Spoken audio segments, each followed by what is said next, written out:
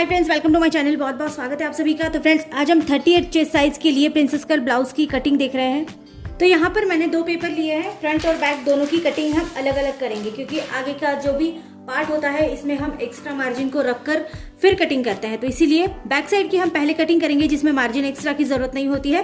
तो यहाँ पर सबसे पहले हम इस तरह एक पेपर मैंने लिया। आपका जो भी आपको परफेक्ट आने वाला ब्लाउज होगा उसकी आपको हाइट में 1 इंच एक्स्ट्रा मिलाकर यहाँ पर मेजरमेंट ले लेनी है। तो यहाँ पर मैं ले रही हूँ 16 इंच। ये अगर मैं इसको सील लूंगी अच्छी तरह से तो ये 15 इंच हो जाएगा। 1 इंच आपको एक्स्ट्रा लेना है, आपको जितनी भी साइज का ब्लाउज बनाना है उस हिसाब से। अब यहाँ पर हम 38 साइज के लिए बना रहे हैं, तो गले की चौड़ाई को मैं रख रही हूँ 3.25 इंच। ठीक है, 2.5 इंच और 2 अलाइंड एक्स्ट्रा। ठीक है, 6-7 इंच, 2.7 इंच मतलब 3.25 इंच का मैंने यहाँ पर मार्जिन लिया है। अब यहाँ पर शोल्डर पट्टी की चौड़ाई को आप 3 इंच रखेंगे। ठीक है, 3 या 3.25 इंच तक आप रख सकते हैं। अब यहाँ पर जो आर्म होल है इसको मैं रख रही हूँ 6 इंच। आर्म होल का इस तरह से मार्किंग करके इस तरह से जोड़ लेंगे। इस तरह से आपको आर्म होल को जोड़ लेना है। अब हमें 38 का 4th भाग लेना है। ठीक है, तो आप टेप के ऊपर 38 के 4 भाग कर लेंगे और इस तरह से टेप को रखेंगे। ठीक है, तो 38 का 4th भाग हम यहाँ पर लेंगे 9.5 इंच, 9.5 इंच। इस तरह से मार्क कर देंगे। देन इसमें हमको 1.5 इंच एक्स्ट्रा मिलाना है, जो कि हमारा मार्जिन रहेगा। तो यहाँ पर मैं ले रही हूँ 11 इंच, 11 इंच। अब जहां पर भी आपने हाइट को नापा है यहाँ पर, तो यहाँ पर आप कमर का 4था भाग लेंगे। कमर के 4 हिस्से आपको करने हैं और उसमें आपको 1.5 इंच एक्स्ट्रा मिलाना है। अगर आपको याद ना रहे या फिर समझ में ना आए तो जैसे ऊपर आपने 11 इंच लिया है तो नीचे आप लेंगे 10 इंच, 10 इंच। ये भी बिल्कुल परफेक्ट आपका मार्जिन आ जाता है इस तरह से। फिर ये दोनों भी साइड्स को अच्छे से जोड़ लेंगे। ये हमारा मार्जिन के साथ हिस्सा है। यहाँ पर हमने 1.5 इंच मार्जिन रखा है, तो मार्जिन पे भी यहाँ पर थोड़ा सा मार्क कर देंगे और ये आपको याद रहेगा कि ये हमारा एक्स्ट्रा मार्जिन है। अब बैक साइड का हिस्सा बना रहे हैं, तो हमको बैक साइड का आर्म होल यहाँ पर 1.5 इंच के लिए मार्क करना है। अब पेपर को हल्का सा इस तरह से घुमा लेंगे और आर्म होल का जो भी शेप होगा वो आपको यहाँ पर लगा देना है। ये हमारा आर्म होल का शेप यहाँ पर लग चुका है। अब आपको 1/2 इंच के लिए इसको यहाँ से डाउन देना है, तो 1/2 इंच यहाँ पर मेजरमेंट लेंगे और यहाँ पर 1/2 इंच के लिए डाउन देंगे। ये आपको करना जरूरी है क्योंकि ब्लाउज नीचे ना उतरे या फिर किसी तरह का प्रॉब्लम ना हो, इसीलिए। तो ये देखिए इस तरह से मैंने डाउन दिया। अब आपको सिर्फ इसकी कटिंग करनी है। बैक साइड में हमें कुछ भी नहीं करना है, जस्ट हमने जैसे भी मार्किंग करी है ऐसे ही हमको इसकी कटिंग कर लेनी है। और आगे का जो भी हिस्सा होगा इसमें हमको थोड़े से चेंजेस करने होते हैं। तो देखो फ्रेंड्स, यहाँ पर मैंने जैसे भी मैंने मार्किंग करी थी ऐसा ही मैंने ये हिस्सा अलग कर लिया है। मार्जिन इसके साथ ही मैंने रखा है। अब आपको एक अलग पेपर लेना है, तो इस तरह से यहाँ पर एक अलग पेपर ले लेंगे और ये वाला जो आपने कटिंग किया हुआ हिस्सा है ये इसके ऊपर इस तरह से आपको रखना है। जैसा भी आपने इसकी कटिंग करी है ऐसे मार्किंग कर लेनी है आपको, आउटलाइन सब तरफ से। ये थोड़ा सा आसान प्रोसीजर है, या तो आप फिर से मेजरमेंट लेके भी इसको बना सकते हैं, लेकिन ये प्रोसीजर थोड़ा सा आसान है। तो मैं हल्का हल्का देखो यहाँ से इसको मार्किंग कर रही हूँ साइड से। ये वापस आपको गिनने की जरूरत नहीं पड़ती है। यहाँ से डाउन आपने दिया था तो डाउन भी अच्छे से ले लेंगे और यहाँ पर आपको आर्म होल का जो हिस्सा था उसको भी अच्छे से यहाँ पर ड्रॉ कर लेंगे। तो देखो यहाँ पर मैंने इसकी अच्छे से आउटलाइन बनाई है। अब आपको स्केल की मदद से सिर्फ इस आउटलाइन को डार्क करना है।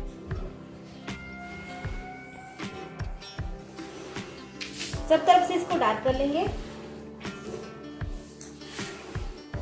अब ऊपर जैसे हमने फ्रंट साइड के गले को हमने 2.7 इंच के लिए मार्क किया था, ऐसे ही यहाँ पर भी कर लेंगे और ये हमारी शोल्डर पट्टी बराबर से 3 इंच की आ रही है।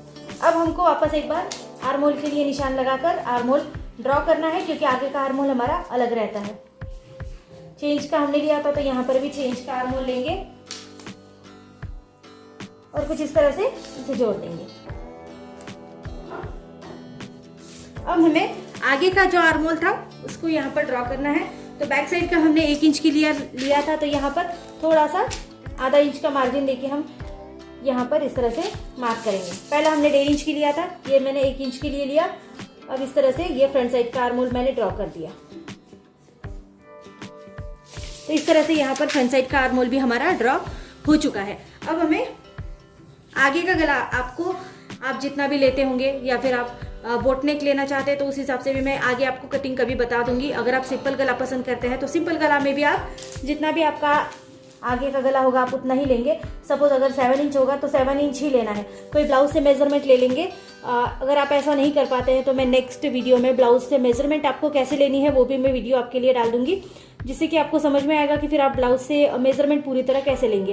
तो यहाँ पर देखो 2.7 इंच के लिए फिर से एक मार्क कर देंगे। अब ये जो हमने मार्क किया है इसी में हमको गले को ड्रॉ करना है। अब आपका गला कोई भी शेप में हो सकता है, आपको जो भी पसंद हो। यहाँ पर 1 इंच अंदर मैं मार्क कर रही हूँ और इसको मैं यहाँ पर राउंड शेप दे रही हूँ। ठीक है, आपको जो भी शेप लगता है आप वो हिसाब से इसको दे सकते हैं। आप चाहे तो आप इस तरह से 5 शेप भी दे सकते हैं, ये भी बहुत प्यारा लगता है। मतलब कि आप शेप कोई भी दे सकते हैं, ये टोटली आपके ऊपर डिपेंड करता है। अब ये बिना क्रॉस पट्टी वाला ब्लाउज है, मतलब कि इसमें किसी भी तरह की क्रॉस पट्टी नहीं है। हम नीचे से सीधा प्रिंसेस कट बना रहे हैं। अगर आप चाहे तो क्रॉस पट्टी में भी इसको आसानी से बना सकते हैं, तो इसका भी वीडियो मैं अपलोड कर दूंगी। तो यहाँ पर देखिए, हमें सबसे पहले यहाँ पर इस तरह से टेप को रखना है। आप चाहे तो आप इस वाली ये दोनों में का सेंटर लेके टक्स को अच्छे से मेजरमेंट कर सकते हैं, या तो आप यहाँ से लेंगे। तो यहाँ हम 38 साइज के लिए बना रहे हैं, तो 4, 3.5, पौने 4 या पूरा 4 इंच का टक्स यहाँ पर आप लगा सकते हैं। तो मैं यहाँ पर ज़्यादा नहीं लगाऊंगी 30, मैं यहाँ पर 3.5 का ही लगा रही हूँ, क्योंकि बहुत ज़्यादा गैप हो जाता है तो जो हमारा कट है वो एक साइड में हो जाता है। तो इसीलिए बहुत ज़्यादा गैप ना करते हुए मैं 3.5 इंच के ऊपर इसको मार्क कर दूंगी। अब ऊपर आपको इस तरह से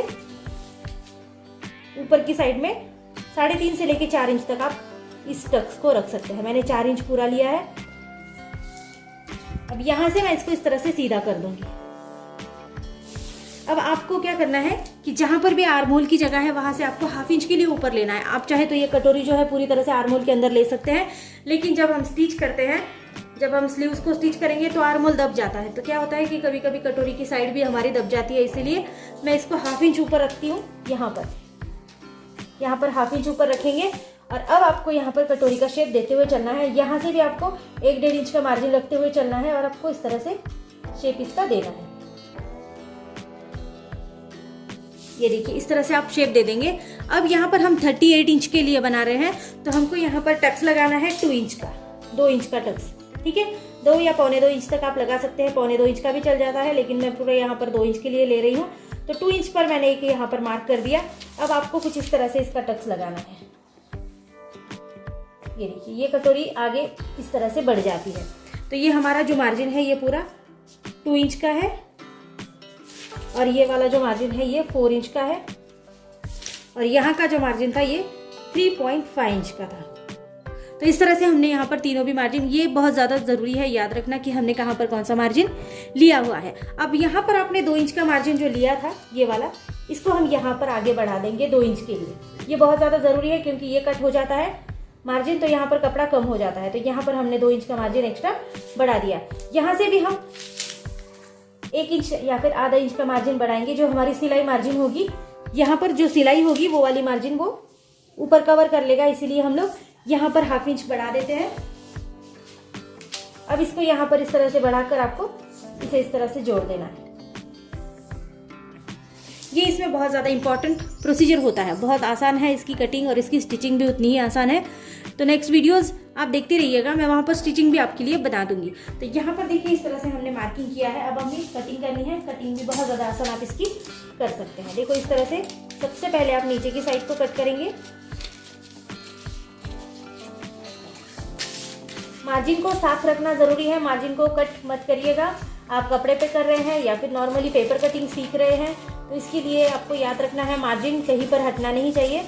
तो इस तरह से मार्जिन को साथ में रखते हुए हम बैक साइड, ये हमारा फ्रंट साइड का जो आर्म होल था इसी को कट करेंगे। पहले हमने बैक साइड का आर्म होल कट किया हुआ है, तो इतना ही कट करेंगे।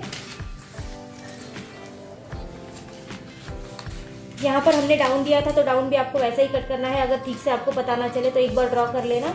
अब यहाँ पर मैंने राउंड शेप का नेक ड्रॉ किया था, तो मैं राउंड शेप ही इसकी कटिंग कर रही हूँ। आपने जो भी नेक बनाया होगा आप उस हिसाब से यहाँ पर कटिंग कर लेंगे। अब हमें कटोरी की साइड कुछ इस तरह से कट करनी है। सबसे पहले आपको जो आपने टक्स लगाया था सीधा, इसको यहाँ तक सीधा ही रखना है। देन आपको यहाँ से आपने जो भी शेप लगाया है वो शेप के हिसाब से आप कट करते हुए चलेंगे ऊपर तक। ये देखिए यहाँ पर ये अलग हो जाता है और यहाँ से आप अपनी कटोरी जो होगी आपकी उसको कट करेंगे।